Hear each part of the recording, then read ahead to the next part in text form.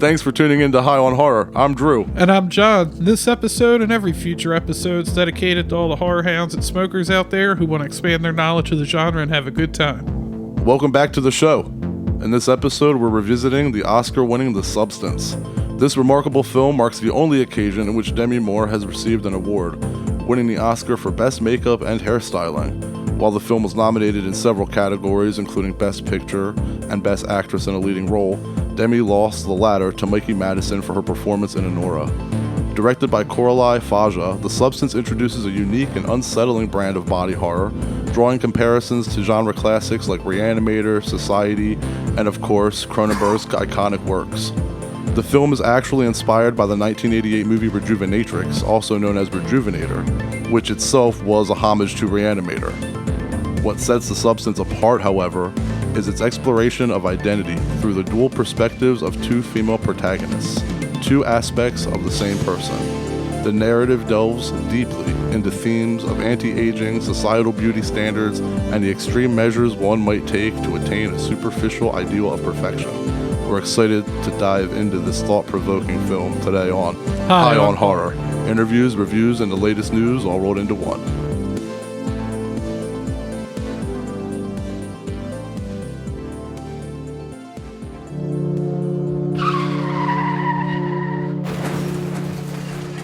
First up, we're going to smoke like always, so, listen for that choo-choo. It's Strain Wreck, the segment of our show where we discuss what strain we're getting wrecked on.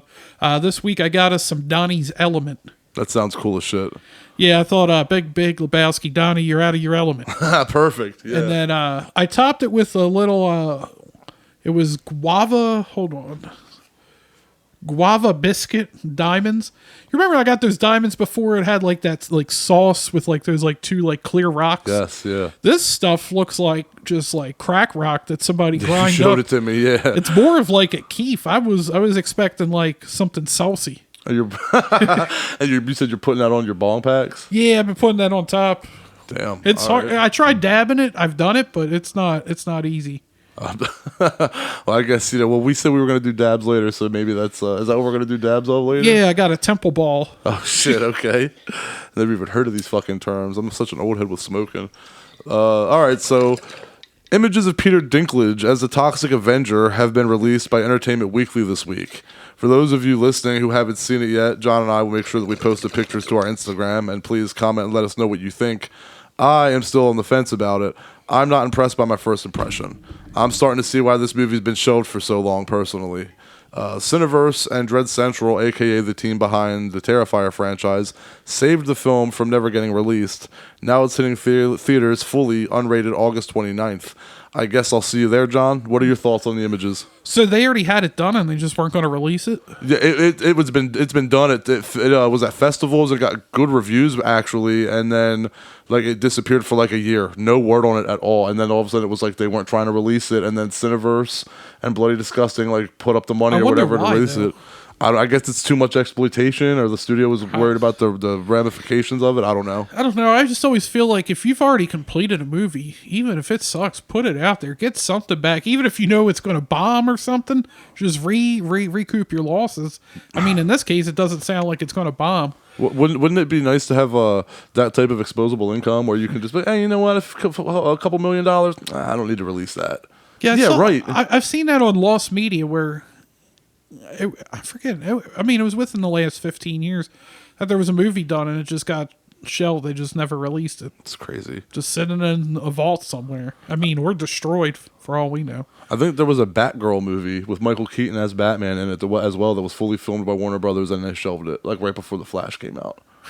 All kinds of. So yeah, big budget movies like that. If you got that, and then you hear about Warner Brothers being in they're in financial turmoil sometimes or whatever. It's like, well, release your shit. Try to make some profit off of it. I thought maybe it was a Batgirl TV show they were going to do. Maybe it was. It might be both. Honestly, you might be right. Because I remember there was a Batgirl TV show was going to come out, and I just remember they put out a trailer, and everybody just ripped it apart. Okay, I don't remember that. I just remember Keaton was back, and then they were like, "When are we going to see it?" And Keaton's like, "Yeah, we're not. Whenever you're never going to see it now." And I was like, "What the hell?" I might actually be able to convince Nicole to go see this. She watched Toxic Avenger by herself one time through TikTok. It's just somebody like put up clips like one at a time. Yeah. And she was like, I just started watching it because I was watching. Was it Joe Bob did it? Yeah. And we had it on. She's like, I've seen this movie. I was like, what? I was like, you've never told me you saw this movie. It's classic. She was like, I didn't know what the name of it was. I picked up. She's like, it looks like it was about 20 minutes into the movie. Like she caught right up at like the transformation. Okay. And she was like, I didn't know what it was, but Peter Dinklage just seems like a weird choice. I know. I'm not too impressed by the images, but we'll see how it goes. I mean, it got good reviews when it was released, so I'm not gonna shit on it yet. It can grow on me. I mean, I'll never take back that I shit talked Heath Ledger as the Joker before I saw The Dark Knight. I saw his images and thought, what? And then I saw the movie and I'm like, you know what? I was wrong. So maybe that'll be the case here. But first impressions, I'm not impressed.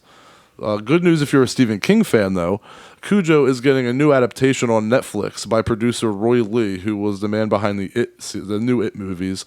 No news yet on a release date, but Deadline noted that, quote, the project will go to our writers immediately, end quote. So in the next year or two, maybe 3 at the latest, we're going to see another Cujo movie on the big screen again, or at least in the comfort of your own home.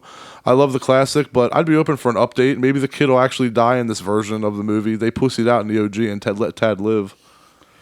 I don't know that we need a new Cujo movie. But I felt that way about the It movies. I didn't think we needed one after the miniseries. And I mean, I don't know which one I like more, but they were obviously well done. Right. So, yeah, I don't know. I mean, I'll still watch it. If you tell me, oh, there's a Cujo remake, I'm not like, oh my God, I got to see that. I love the story of Cujo. I love the movie. Like I remember when I was working one of my older jobs, I was working a warehouse job and I was waiting for my wife to pick me up because we only had one car at the time and she was like an hour and a half away and I got off like an hour before her. So I was waiting for fucking forever. And I remember it just was like a torrential storm and I was reading Cujo and I remember the book was fucking soaked, like sopping wet soaked. And I still just sat there and read it in the rain. I didn't even care. I was so engrossed in it. And like, I love the movie. I love the original. So I'm like, I'm not going to sit here and say like, oh, it's going to outdo the other one. I'm just like, let's see, like, I think, with today's technology, they can make Cujo a lot scarier than they did in the other version. Yeah, we'll see. That's true. I'll tell you, Stephen King one I'd like to see redone is Thinner. I liked Thinner. I feel like it's an underrated of the King movie adaptations. You know what else is underrated that goes right alongside with Thinner, because I thought of that, Thinner, and also a Graveyard Shift. I fucking love Graveyard Shift, and that's another one people shit on. Nobody ever talks about it. People always shit on it. That's one of Brad Dourif's coolest roles. But yeah, it's there's a few under the radar Stephen King movies that I'd like to see made as well. That just we're getting reboots of the classics, but so far none of them has sucked as hard as Carrie. So we're doing okay. Oh man. Is the Carrie remake or Carrie 2 worse?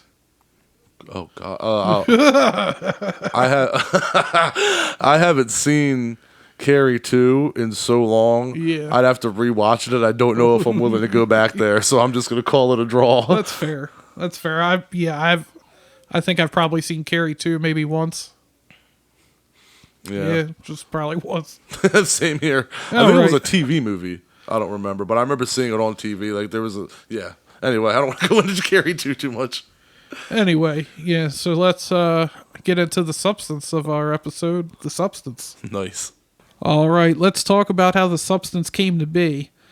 I can never say her name. This is Coralie Farja. Farja. Yeah. Farja. I want to say Fargo. It's fine. I'm sorry I mispronounced your name. Nobody ever pronounces my name right, so it's fine. It's her second feature film after Revenge. She spent 2 years writing the screenplay, driven by the insane pressure society puts on women's bodies and aging. And instead of going small, she went all in, co-producing the film across France, the UK, and the US. And the shoot, it was brutal. It was filmed in France for 108 days, which is pretty long for a horror movie. Mm-hmm. I mean, how many of the ones back in the day here, oh yeah, we just went away for a weekend and filmed this. Or this movie was filmed in 18 days over 2 locations. Yeah, crazy. This one was filmed in 4 hours and 30 minutes. Anyway, and the effects almost entirely practical. We're talking full prosthetic suits, puppetry, dummies, insert shots. You get it. 21 liters of fake blood. 21,000 liters. I'm sorry, 21,000 liters of fake blood, which that's over 5,500 gallons. Sam Raimi would be proud. Absolute Carnage. The insane body horror transformations were designed by Pierre Olivier Person, and they look next level disturbing. The Substance premiered on May 19th, 2024 at the 77th Cannes Film Festival, where Farge took home Best Screenplay. It was originally set for a universal release, but instead Mubi picked it up and dropped it theatrically in the US and UK on September 20th, 2024, with France somehow getting it later on November 6th. I remember when I watched it with you, I was like, Mubi put this together? Yeah, yep. Feel like I said, the only thing I've seen from movies, they keep sending out ads to get me to subscribe to watch somebody reenact Hamlet in Grand Theft Auto. So that was like all I knew, and I was like, they were involved, and this makes it Mubi's highest grossing film ever.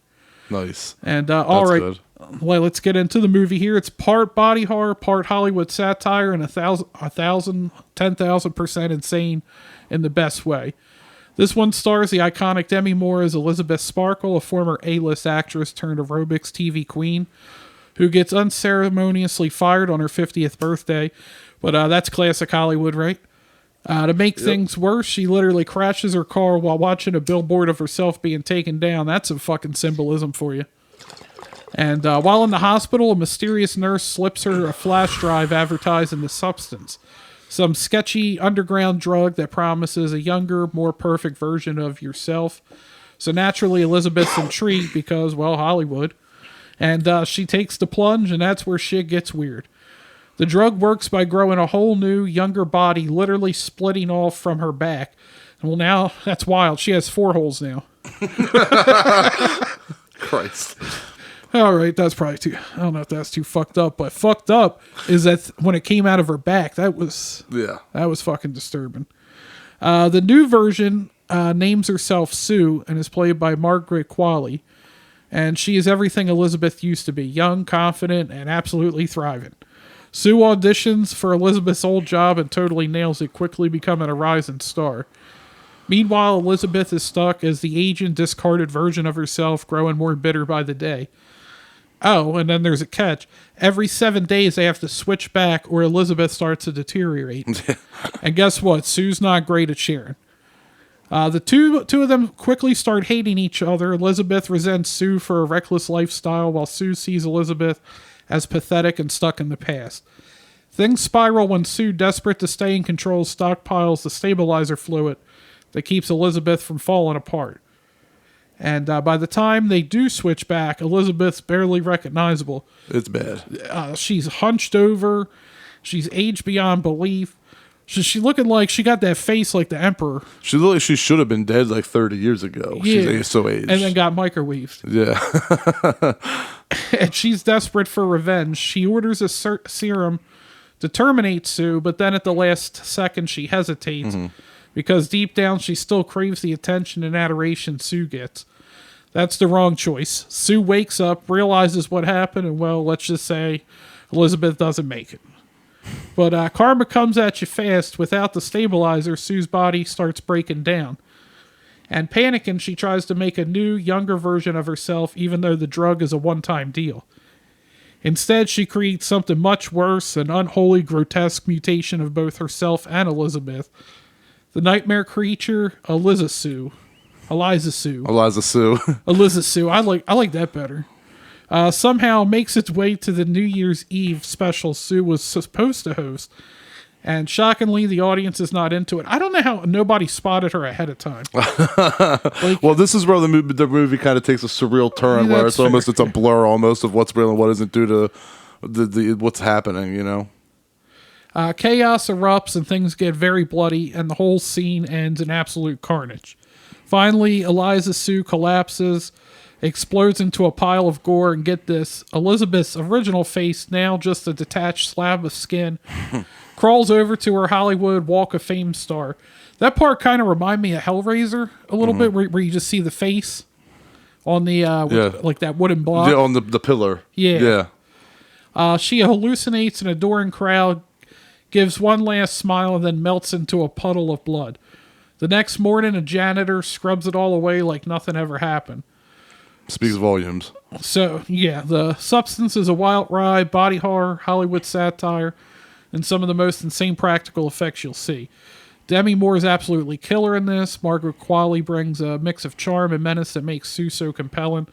Oh, and shout out to Dennis Quaid as Harvey, the sleazy producer who kicks the whole thing off. I hated him. Dude, He did a great job, though. You know how you like interact with somebody and you're like, I feel like you're physically greasy. Like, I feel like this character. Yes, 100%. 100%. Like, Well said. From Maniac. Joe Spinell. Yeah, he's just greasy. Like, Yeah, just grimy. I don't know why. I don't know why, but I feel like you smell like salami. Salami. I just like salami an Italian skin. sub. Yeah. The Italian meats. Ugh. So right out of the gate, this film earns a solid 9 from me. I was so captivated that I rewatched it the very same day when my wife came home. I told you that. And of course, I made her watch it too. The dark comedic undertones of the narrative paired with the visceral horror achieved through practical effects in the finale is simply chef's kiss. This is one of those rare films that received an immense amount of hype. And let's be honest, sometimes that level of anticipation can dampen your enthusiasm to see a movie, right? I mean, we've talked about this. But in this case, the hype is not only justified, it's absolutely deserved for The Substance. Honestly, I can't find anything to critique here. Every time I watch it, I don't focus on nitpicking. I'm completely engrossed in the journey. It's a deeply resonant topic, and to see it explored in such a brilliant and unique way really highlights why horror remains the genre where filmmakers can boldly express the most complex and often uncomfortable truths. Coralie, the director, mentioned that The Substance was inspired by her own personal insecurities. That vulnerability is palpable throughout the film. Demi Moore and Margaret are exceptional in their roles and play off of each other with such nuance despite sharing only a handful of scenes together. Both actresses shared that they stayed in character, even off-set, walking around in the mindset of the roles, which really speaks to the depths they brought to their performances. I also want to highlight that something that Demi said which really resonated with me. It wasn't until I watched the film multiple times that I fully understood it. The film never vilifies Elisabeth Sparkle for seeking what she seeks. Instead, the harm she endures comes from the choices she makes for herself. The things she does in pursuit of external validation ultimately cause her the greatest pain. That, to me, is a powerful commentary on the extreme lengths we can go to for acceptance, even at the expense of our own well-being. The film is nothing short of extraordinary. I could watch it on loop, and it remains as impactful every single time. The Substance is masterclass in storytelling and is one of those rare films that lingers with you long after the credits roll.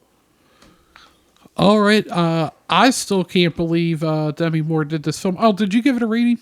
Yeah, I said I'd give it a 9 off the gate. Okay, right out of the gate. I missed that. Yes. All right. So yeah, like I said, I still can't believe Demi Moore did the film, and not just did it, owned it. And according to interviews, she was super hesitant at first. Apparently, her agent insisted she read the script without knowing all the details up front. Probably because the whole thing is such a deep dive into agent and body horror, and she later admitted she had no experience with the genre, and honestly, who cares? She talked with director Coralie Fargeau over 6 meetings before even signing on. Fargeau laid out everything: long prep time, prosthetics, a small budget, and of course the heavy use of nudity, which was essential to the film's themes. Moore admitted she thought the movie could either be a cultural shift or a fucking disaster. And up until the premiere, she wasn't sure how it would land. Then she saw the audience reaction and realized, yeah, they nailed it. And seriously, she's amazing in it. The duality of Elisabeth and Sue is played to perfection. Sue needs Elisabeth, but still refuses to do what's right, which makes the dynamic so tragic and frustrating. The effects, like I've said, next level. The body horror is grotesque, but weirdly mesmerizing. And yeah, the story has familiar beats to it, but it's still rock solid. Honestly, like you said, I was nervous with all the hype. It happens all the time. Mainstream media blows up a horror movie, and then it just turns out to be meh. Mm-hmm. But not this one. It delivers. I've been telling everybody to watch it since I've seen it. Easy recommendation, 8.7 out of 10. So you were close to 9, too. Yeah, it was funny. Nearly perfect. It was funny because really at first I was just going to go, like, when I was typing it out, I went 8.5, and immediately went, nah, that seems a little too low. I don't know. There's an irony in like watching a movie about a character that's trying to achieve perfection, and then the movie itself is almost perfection. That's really. But I do want to say real quick, I ain't criticizing. I love you to death, but you said my woman's name like 3 different ways this I whole know, I episode. know. You said Fargo. You almost tried to sneak in your Fargo that you were talking. Dude, it was look. Fargo. It's Farja. You were like Farjo. And then earlier you said I think you said Fargeet. Dude, I'm probably going to say it wrong again. So Well, before we head out, let's drop some knowledge nugs on our listeners here. I'll go first. So this marks the 7th horror film to be nominated for the Academy Award for Best Picture. The previous 6 include The Exorcist, Jaws, The Silence of the Lambs, The Sixth Sense, Black Swan, and Get Out. Of these, only The Silence of the Lambs emerged victorious. it's funny because I immediately want to be like, oh, this movie should have won, but I don't even know what the other, like off the top of my head, what other movies would be nominated. But like, I would think Jaws would have won. I would have, yeah.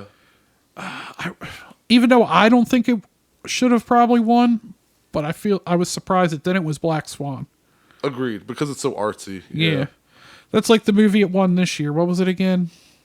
The Brutalist? Or no, Anora won, right? Nora, yeah, but the Yeah. Brutalist swept too. The Brutalist did really well. And Hollywood loves to do that. Oh, some artsy film that like almost nobody's ever heard of. Yep. Oh, that was the best picture this year. And I guess, I mean, you can say, yeah, it was the best picture. But like, I've always been, I forget who said it. Like, for best picture, I feel like you should have to almost have a certain box office number. You can't just be like, oh, I agree. this independently produced film that nobody's seen, that's movie of the year. A bunch it's of movie not the snobs. movie of the year. Like, It's like a bunch of movie snobs like judging and voting and then going this one instead of, like you said, I think a lot should be considered, like you said, box office, everything. Like, if that's the movie everybody watched, I mean, that should probably get best picture instead of like the movie that nobody heard of that only like 60 people like in a state of watch because maybe not even they drink box their tea with office. their pinky sticking out, you know. But it's just like I feel like the majority of people should have at least know this movie exists. Like, Agreed. So I feel like it happens every couple of years. Some movie does. wins, and you're like, I've never even heard of this. And then there's some that I just don't care about. Like, I still can't believe that Slumdog Millionaire won, and I still don't give a shit to ever give a fuck to watch it. I don't like. I'm just like, like that doesn't sound amusing to me at all. Like The only thing I no. heard about Anora, I think I saw something. I can't remember if it was stripper or hooker. I think it might have been. It might have said hooker. I don't know, but it said it was a Cinderella hooker story without a happy ending. I was like, that doesn't sound appealing for me to watch. right. But then I saw some guy who's super conservative talking about, oh, they had 8 sex scenes, and I'm like, all right, maybe I'm in. In interviews, Margaret Qualley disclosed that the breasts depicted in the film are not her own, but rather prosthetics crafted by renowned French makeup artist Pierre Olivier Person. I probably said his name different this time, too. In this film, Elisabeth Sparkle celebrates her 50th birthday, a character portrayed by Demi Moore, who was nearing 60 during the production. Dennis Quaid's dedication to making Harvey's infamous shrimp eating scene as repulsive as possible led him to consuming 2 kilograms or about 4 pounds of shrimp. I mean, I'm gonna be honest. I mean, it doesn't sound that bad. I mean, 4 is a lot. At least you're honest, fuck. I mean, 4 is a lot, but if they were like, oh, hey, we didn't get the scene, we're going to need you to eat this delicious shrimp again. Oh, all right. yeah. Fair enough. Damn, you made me get caught up. Okay. So, unfortunately, Ray Liotta was originally cast for the role that Dennis Quaid played, but he passed away, so Dennis Quaid actually replaced him. You know, I feel like the character would have been a different kind of sleazy character. I don't see Ray Liotta playing it the same way that Dennis Quaid played Dennis it. Quaid really reminded me of like Vince McMahon. He really kind of reminded me of Vince McMahon. Yeah, see, I feel like Ray Liotta would be more of like a Harvey Weinstein type. Yeah, Ray Liotta could play a good greaseball. He really could. Yeah. Anyway, the red and white bathroom and orange hallway within the TV studio serve as a clear homage to Stanley Kubrick's The Shining. And this reference is evident not only in the color scheme, but also in the symmetrical framing of characters positioned centrally with elongated narrow spaces. Damn. This took 5 years to make total. Universal was actually once on board and dropped off. And as you mentioned earlier, they should regret that because this became Mubi's biggest release yet. I was going to say, Universal missed that one, but I'm sure they're not hurting. Yeah. And lastly here, the name Sue was chosen because of the ooh sound sexual. I don't know about all that. That was. I mean, I guess. Yeah. So I guess maybe subconsciously it works. Sue. How the fuck do I know? Yeah, I don't know. I never got turned on by saying Sue. I never thought of ooh, but I mean, hey, To each their own. I guess. To each their own. All right, let's get the hell out of here.